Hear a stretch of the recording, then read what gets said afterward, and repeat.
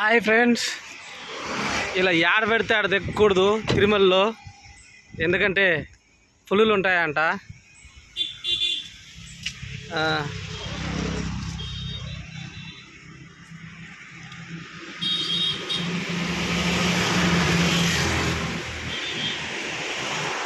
లోయ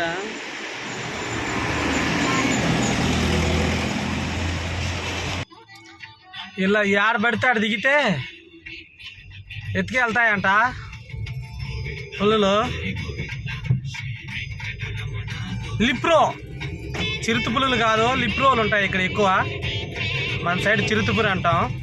మామూలు యాక్చువల్లీ ఇక్కడ ఉండేది లిప్రో పులులు ఉంటాయి ఇక్కడ, మామూలుగా లేదు.